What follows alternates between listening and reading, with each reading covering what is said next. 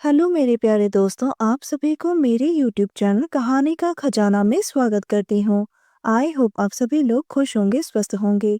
चलिए दोस्तों, आज आप सबको मैं एक नई कहानी सुनाती हूँ। चाचा जी के देहांत के बाद से चाची बहुत ही उदास रहने लगी थी और मुझसे उनका दुख सहन नहीं हुआ, तो मैं उनके पास ही रहने लगा, क्योंकि उनका घर हमारे घर के पास में ही था और उनका एक 2 साल का बेटा भी था, जिसे वो अकेले ही संभालती थी। एक दिन चाची अपने कमरे में आईने के सामने खड़ी होकर कपड़े बदल रही थी और अपने आप को निहारने लगी, जैसे कोई पुरानी याद ताजा कर रही थी।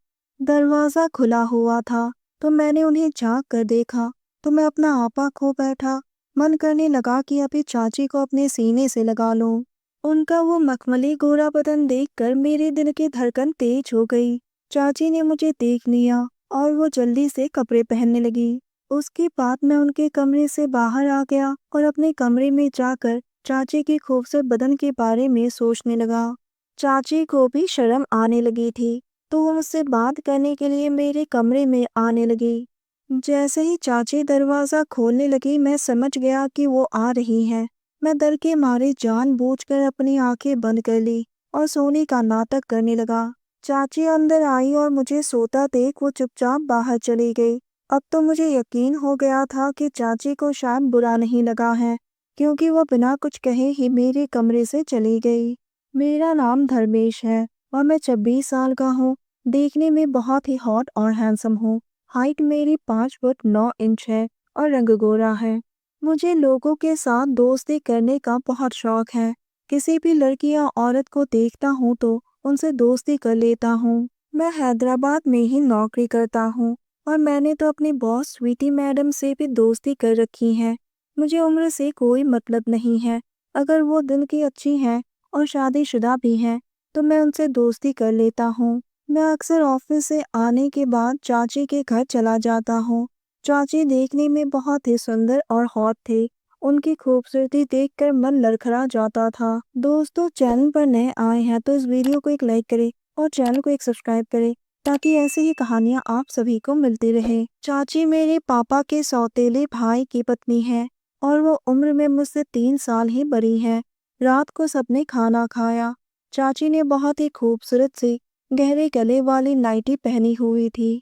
मैंने मन में सोचा कि आज तो कार्यक्रम होकर ही रहेगा। चाची भी मुझे मन से तैयार लग रही थी और बार बार बहाने से मुझे ही देखे जा रही थी। जब मैं अपने कमरे में जाने लगा तो चाची ने कहा, धर्मेश देखो ना, मुन्ना तो सोने का नाम ही नहीं ले रहा है, जरा इसे सुला दो। मैं मुन्ना को लेकर चाची के बिस्तर में ही लेट गया। थोड़ी देर बाद मुन्ना सो गया। चाची ने मुन्ना को किनारा किया और मेरे बगल में आकर लेट गई और बातें करने लगी। चाची थोड़े रोमांटिक मूड में थी। चाची ने पूछा, तो आजकल तुम्हारे जिंदगी में क्या चल रहा है?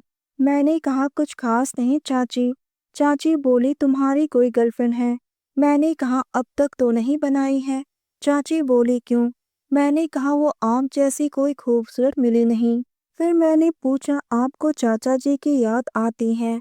चाची मेरी बातें सुनकर रोने लगी, तो मैं उन्हें गले लगाकर चुप कराने लगा। जैसे ही वो मेरे सीने से टकराई, मैं अपना कंट्रोल खो गया।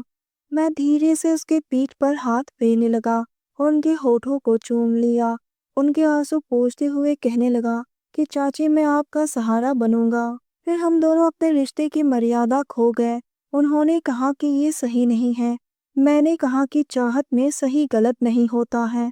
वो बोली, अगर किसी को पता चल गया तो? मैंने कहा, किसी को पता नहीं चलेगा, मैं हूं ना। और वो चुप हो गई। मुझे अच्छी तरह से पता था कि उनकी चुप्पी में हाँ है, और उसके बाद हम दोनों एक दूसरे की चाहत में विलीन हो गए। उनकी सांसें तेज हो गई और मैं उनकी चाहत को पूरी करने लगा। वो भी मेरा साथ ऐसे दे रही थी जैसे कि मैं उनका कोई अपना हूँ।